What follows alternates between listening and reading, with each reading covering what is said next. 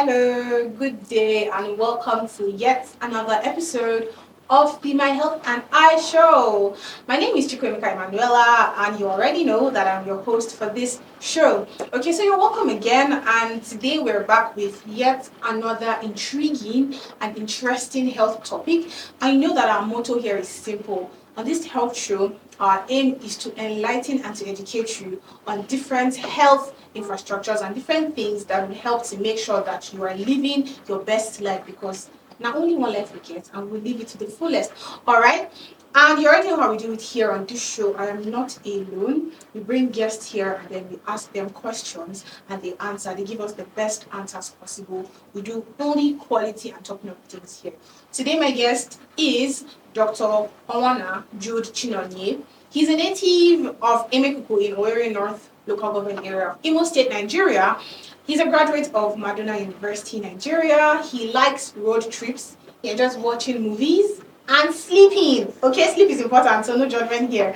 Dr. Jude is an optometry doctor. He's a public speaker and he's currently running his NYC program here in the city of Abuja. Dr. Jude, you're welcome to our show. We're happy to have you. Good morning. Good morning. Say hi to our audience.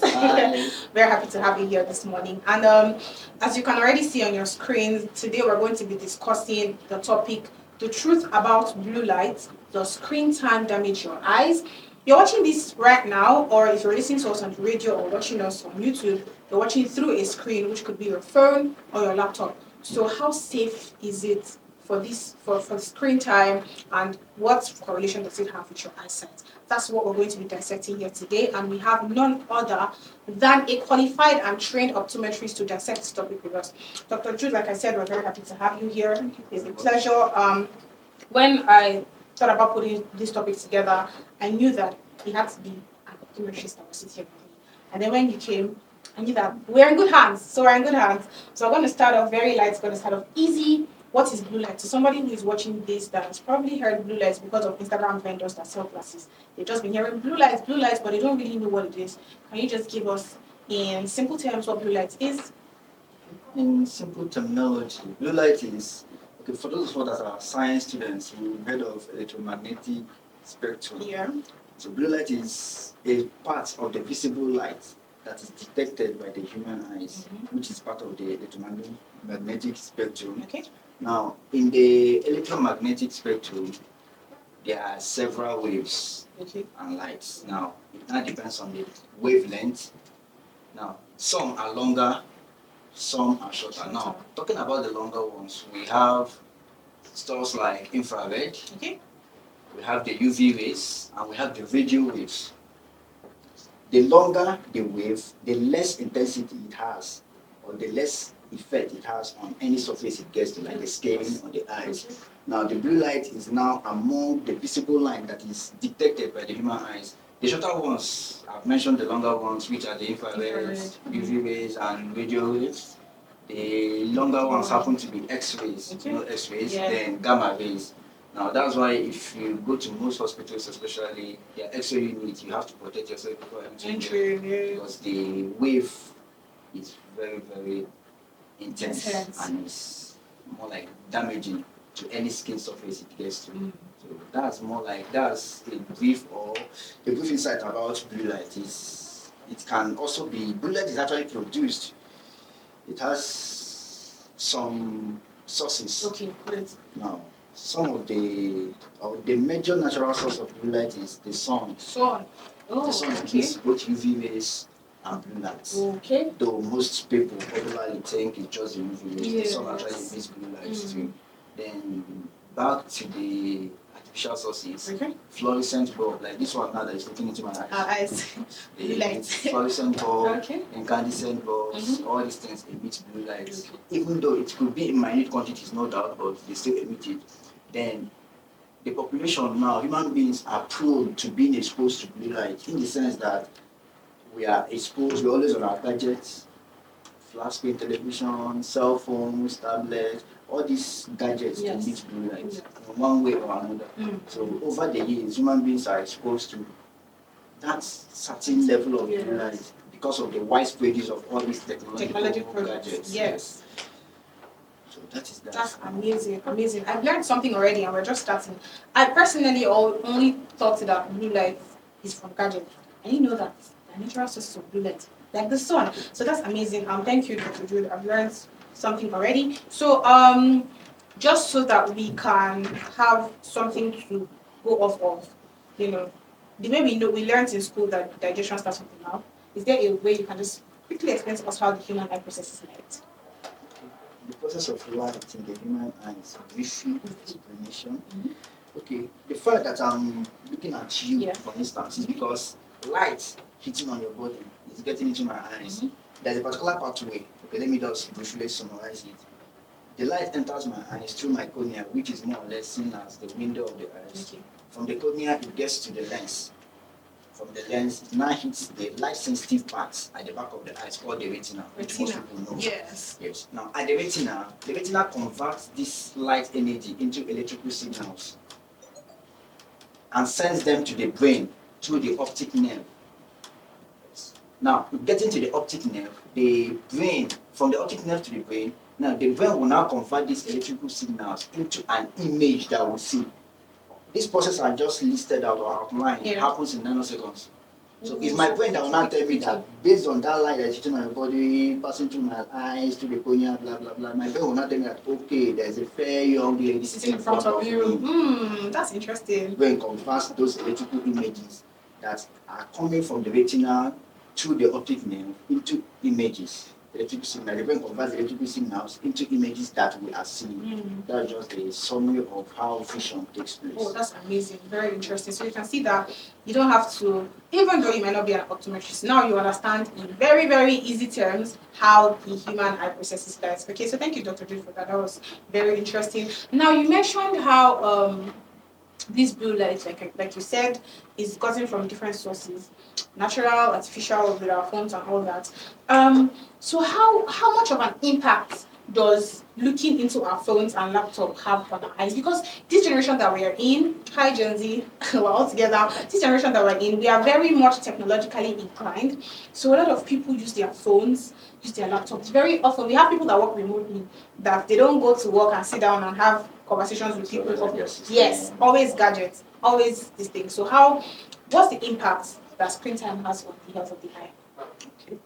Some of the risks and effects of blue lights on the eyes. Okay. Number one, I would say is digital eye strain. Ooh. Or we can call it can also lead to headache. Some people, due to too much exposure on their phones, their laptops, whatever gadgets they have, it makes the eyes get so tired. So the eyes can be tired. Just the way our body is tired after work. Digital eye strain, they'll start complaining that it's my eyes paining me. So that's why sometimes you have to minimize your screen time. Okay. At some point, you just take a break, rest, sleep. Yes. Those such things can lead to eye headache. That's number one. Then number two is what we call dry eyes. Dry eyes, okay. Dry eyes could come, that's when your eyelids are not able to produce enough tears to wet your cornea. So that will lead to dry eyes. Then dry eyes can also come as a result of inability to blink or insufficient blinking. Okay, that's because of how much you're looking into your phone. You tend not to be blinking so much. But blinking is very important. Okay. Blinking, blinking is actually very important. But blinking, once you blink, during the process of blinking, your eyelid is secreting enough tears through the tear gland or by the help of the tear glands to moisten up your eyes. Those tears help in waving off the dryness of the eyes and also in washing away irritants like dust particles that must have lodged into the eyes. That's number two, dry eyes. Number three is fatigued eye, I mentioned before, or tiredness of the eyes, tired eyes. Yes. Then number three is what we call, it alters. If there's too much exposure of the eyes to blue light, alters the sleep and wake cycle. Oh really? How so? There's something we call circadian rhythm. Yeah. That's sleep and wake. Now, let me explain what the circadian rhythm is. Circadian rhythm is more like it's a 24 hours biological clock that is already instituted in the body naturally. From that's yes.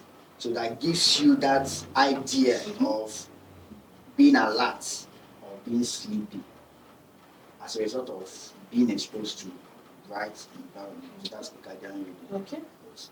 So once you are exposed to on bright lights, let's say blue light, you're always on your phone, your body system, because circadian rhythm is actually, okay, let me finish that. It's actually promoted by the release of a hormone called melatonin. Melatonin is secreted by the pineal gland in the brain. So once we are too much exposed to these gadgets and all, your eyes is getting used to the fact that it's still daylight. When your mates are meant to be sleeping, we try to something that some people that spend so much time, yes, I can actually be guilty of that. Some people that spend so much time on their phones, 10 p.m., 11 p.m., 12 a.m., you find you are obviously altering the normal time, natural time they're meant to be sleeping. Their body is meant to be sleeping based on the fact that it's dark outside. But because your eyes are glued on the phone, the light effect from the phone is now giving your brain that mentality that it's still daytime. Invariably, you're not sleeping, you're not feeling sleepy. It will make you to stay awake. You can end up staying awake till, for girls that watch K-drama, they can watch K-drama till 2 a.m., 3 a.m. You get, by that, you're cutting off your sleeping time. Thereby altering that natural circadian rhythm. That is a 24-hour biological clock. These are some of the effects of too much exposure of the eyes to blue light. That's very interesting. So I didn't even realize how much of an effect spending too much time on our gadgets can have on our sleep. I don't know about other people, but me, when they start to sleep, there's nothing that will make me awake. No phone, no laptop, nothing. I will sleep. But we can normally based on reading and studies and all, I think the normal sleeping time should be at least optimally 9 to 10 p.m. Yes, okay. So an average adult or a child? Yes, an average adult. 9 to 10 p.m. till about, normal, an average adult should get nothing less than 7 hours sleep. 9 to 10 p.m. till about, some studies will tell you 5 a.m., some will tell you 6, some will tell you 7. But at least, latest 10 p.m. we should be sleeping. Not those of us that stay awake. And I was going to say that this 10 p.m. till 1 a.m. 10 p.m. is for children now these days. Everybody's hustling, everybody's on the phone trying to do something to get money. Crypto guys, you understand? Tech guys, always on their phones and all. So yes. I think we should curtail that. Exactly. Even if everybody's doing it, doesn't mean that it is right. Yes. Okay, and that's why we're here, to tell you the right things to do so that you can adjust your lifestyle to the right patterns. Okay, so thank you, Dr. Jude. Now we know the impact of prolonged screen time on the health of our eyes, and at the end of the day, on the health of our body. Because if you're spending too much time on your phone and you're starting to have headache, it's not only your eyes now that's feeling it. If you're having headache, you wouldn't be able to focus to do any other thing. So spending too much time on your phone would eventually affect not just your eyes, but your entire well-being. How can we protect our eyes in a situation where it is inevitable for us to be on our screen for a period of time that is not ideal? Is there a way we can have an effect that will cushion the damaging effects of being on the phone for too long? Can we protect our eyes? How do we protect our eyes? Okay. Now, there are so many ways of protecting the eyes from the effect of this blue light. Number one is ensuring to practice the 20-20-20 rule. There's something we call 20-20-20 rule. Now, let me explain that rule or principle. If you're on your phone or your laptop or whatever you're watching, for every 20 minutes, try to look away from the gadget to an object 20 feet away for 20 seconds. With that, it will help your eyes to recover. Even in that process of recovering, you are blinking, because that blinking will help you. Tears, yes, like you said. That's what we call 20-20. For every 20 minutes on your gadget, look out to an object or a target 20 feet away for 20 seconds. So 2020. This is very simple. I don't think anybody will ever forget this. 2020. Even if you want to forget 2020 COVID, remember how the shege we saw, you will not forget again. Triple 20, exactly. So 2020 rule, that's, you said looking 20 feet away. At an object 20 feet away for 20 seconds. Okay, so that's 20. Yes, that makes sense. So we're giving a lot of information here, but we're going to take a break, and when we're back, we're going to dissect even more stuff about this topic, and then we're going to round up. So stay with us and don't go anywhere.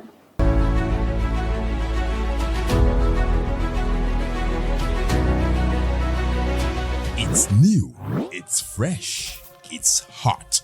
NYSC TV and radio. Tune in to the NYSC TV and radio 8.3 FM radio for all-round information and entertainment. The only station managed by graduate youths, brought to you from the Directorate Headquarters of the National Youth Service Corps. NYSC TV and radio, putting the nation first. Oh, hello and welcome back. This is the My Health and Eye Show, and today we are discussing the truth about blue lights. Does screen time damage your eyes? And I've not been alone here today. I've been with the very delectable and knowledgeable Dr. Jude, aka Dr. J, and he's been giving us a lot of wisdom, everything concerning blue light, how it damages our eyes, what blue light is, and he explained in the simplest terms what the method that the eye uses to process light. Everything that we've been having so far has been so enlightening. My head is full. I feel like I'm already a licensed optometrist, like I can go outside right now and give people a lecture on this topic. Dr. Jude, thank you again for being here. And before we went for our break, we were discussing how to protect the eyes, and he had mentioned the 20-20-20 rule. That is, let me say it to show that I understand it, okay? That is, after you've been looking at your phone or laptop or whatever for 20 minutes, you look away, 20 feet away for 20 seconds. That will give your eyes more time to produce tears to moisturize your eyes. Am I correct? Very good. You don't do it once. Okay, not once. Not once. Not It's at once. intervals. For every 20 minutes, you look at an object 20 feet away for 20 seconds. You can just be knowing how to time it. For every yourself. 20 minutes, you look at an object away 20 feet away for 20 seconds before you get Come back back to to what it. you're That's amazing. That's amazing. So that's one of the ways that he listed that we can protect our eyes. So Dr. Jude, I'm sure that you have much more to say concerning the protection of our eyes. doing. Okay. That's number one. Yeah, number one. Then going back, number two is the use of artificial tears eye drop. Oh, Rachel. Yes, that one comes into play for people that have been diagnosed of having dry eyes. Even if you've not been diagnosed of having it, the probability of you having it because of that exposure is there. So you can start using artificial tears eye drop. There are a lot of them in the market. Okay, we can get by ourselves. We can just go and say we need artificial. You're not really getting by yourself. One thing about there's some, because dry eyes and a syndrome actually affects mostly based on practice and knowledge. I've gotten to understand that it affects mostly women. Mostly women. Oh, Especially those of them in that childbirth age. Women. And you know, this our generation, we are always on our phone, unlike our grandparents, parents days, that all these things, gadgets we are not there. Yeah. Now everybody's on their phone, Yeah. laptop, so they are prone to having it, but affects mostly women because so far so good, most of the patients I've seen having it are mostly women. Yes. It comes with puberty, it comes with menopause. Then the exposure of this to the blue light also have an effect on it. It also does it. So I think that using of artificial tears can go a long way in helping doing it, because I won't just say, okay, just go and get it. You just have to run an eye checkup, a comprehensive eye checkup. With that, they will ascertain, okay, which particular, because for you to have dry eye, it means one of the tear glands is deficient. It's not able to produce, so the doctor will now ascertain which of the tear gland is deficient and how well, which of the, because there are a lot of artificial tears. There are ones with preservatives, there are ones without preservatives. So the doctor will now be able to ascertain which one is best for you to use instead of you just going to the pharmacy and getting it. So that is number two. Very good. And number three is the use of protective eyeglasses or eyewears. Yes. Now, there is, I would say, the use of eyeglasses and eyewears it doesn't have that 100% protection from blue rays and all that, but to an extent, it can help. Yes. So like 85%. Yes, I would say something. It can help, especially if you are tech guys. I see a lot of tech guys that wear it and all that. I have mine too. So far so good. I can actually explain two out of these protective eyewears. Okay. We have one we call an anti-reflective photochromic lens. Anti-reflective In abbreviation, we call it AR photo. AR For photo. those of us in professional. Then some people call it photo AR. It's the same thing. Okay. Are those the normal photochromic glasses? Photochromic means the ability of the glasses to get dark under the sun. That's the photochromic property. So AR photo, that's anti-reflective photochromic lens, is a photochromic, has a photochromic property. For there to be photo at the end. Yes. Then we have blue cut photochromic lens. That's the one I know. That one, yes. It's not the one that they sell, or this vendor sell. Yes.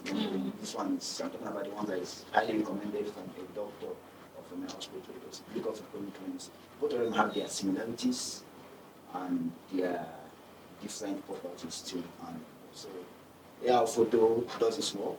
It can help you if you are the time that is always on your screen, always on your phone, laptop, whatever. Can actually make do with it. Blue cuts too. But for me personally, I prefer using blue cuts because it's fanciful, it's fashionable, because of the blue rays and all that. It gives these. Let me say it increases your steez. Yeah, increases your steez. This is our Gen Z doctor, right? For me, I prefer using blue cuts. Okay. Either of them can And so far, it's okay. That's so they have different prices based on their properties and their power. It's blue cuts so more far, expensive. More expensive. Okay. Depends on the one you're prepared to Carry. They are both still protected anyway. Yes.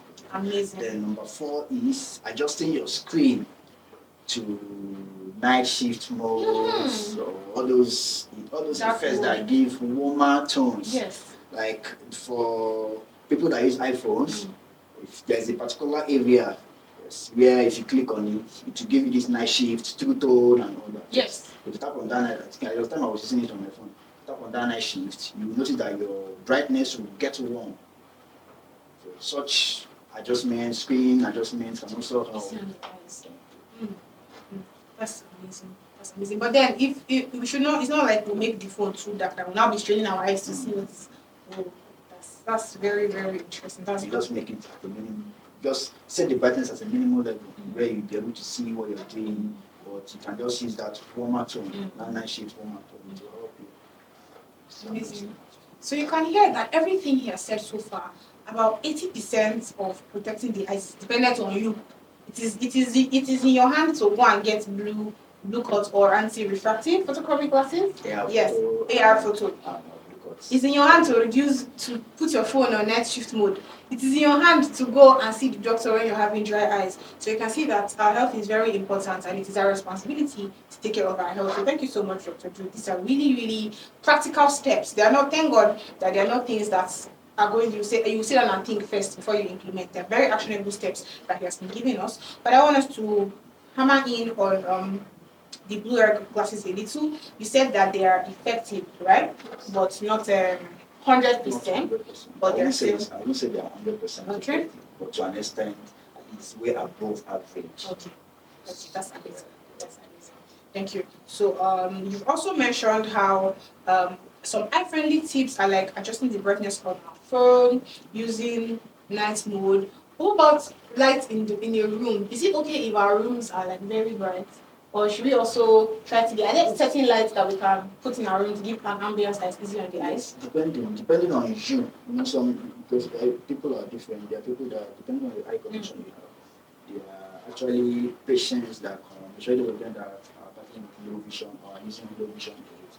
They are advised. The doctor is always advising them to make sure they are reading whatever they are reading in a well-illuminated. So if you are under that category, you can make do with whatever you are having, but you can be using your protective glasses. If your health condition permits you or does not permit you to have that warm tone light setting, you can just make do with your glucose lens or AR photo lens, then supplement it with your artificial tears if need be.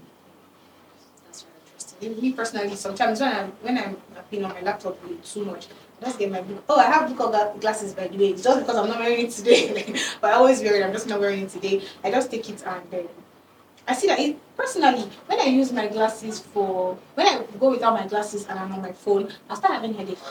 And do you know that when I wear my book glasses, it will be as if it will be like magic. The headache will start to reduce.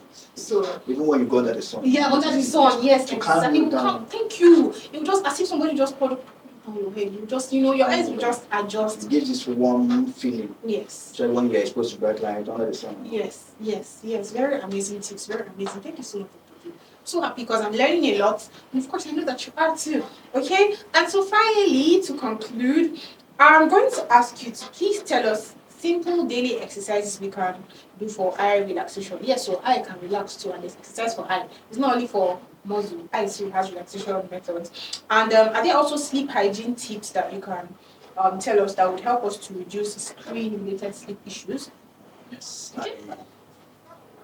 Few of the daily exercises or points. I talked about Blinking, yes, you did. Blinking is very important.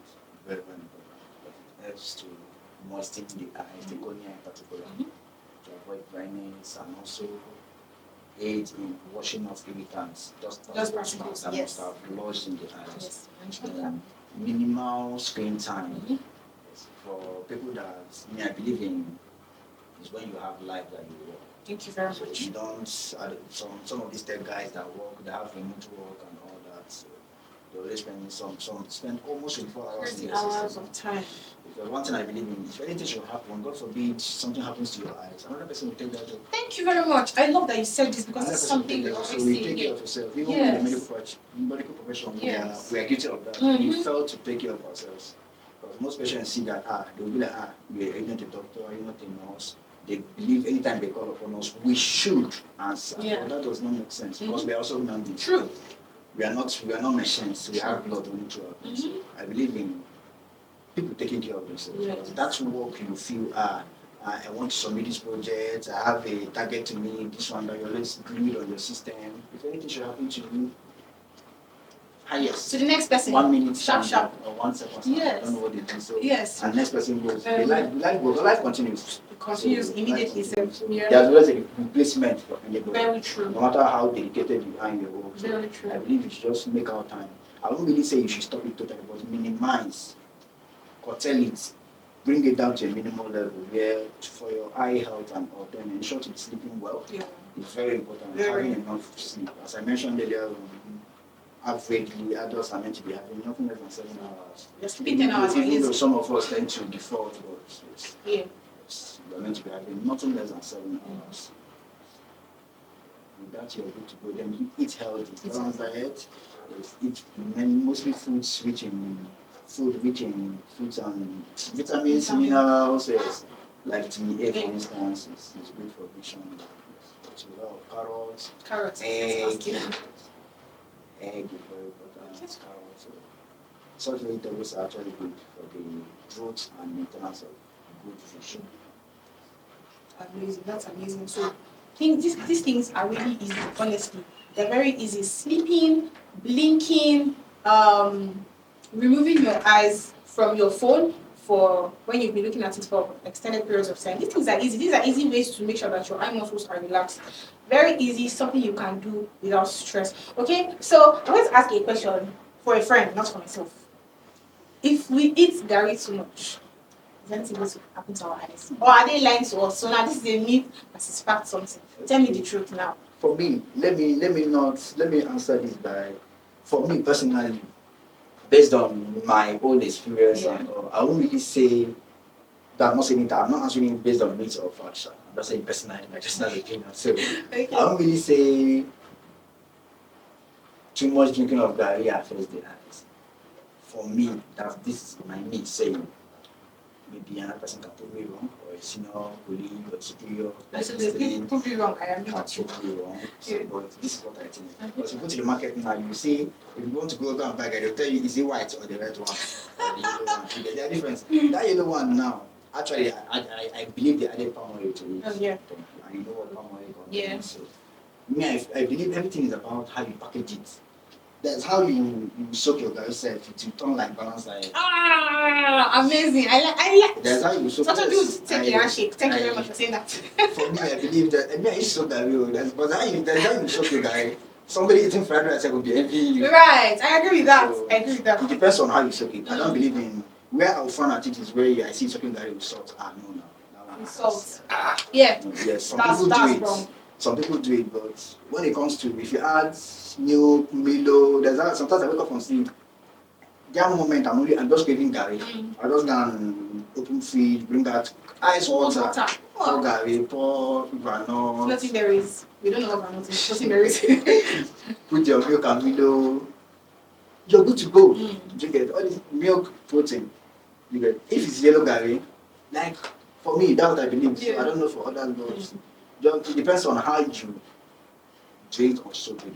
That's what matters. It depends on how you do it. Everything is about packaging. Package. Right. Thank you very much for that answer. Like I said, I was asking for my friend, not for myself. And I've helped somebody here. So thank you very much for that answer. And so to conclude, is there any myth or like is there anything that people perceive as regards to these blue lights that you want to be born and tell them, no, it's not true, that's not the truth. Or any myth versus fact situation or there's not really the things that people have been hearing are actually true. I won't really say people have been hearing it because maybe not everybody that knows of this eye ailment. But there is, most people think too much exposure of the eyes to blue lights can cause age-related macular degeneration. Okay. What we call ARMT. Okay. As the name goes, age-related. Yeah. It So happens age. mostly 45, 50 and above.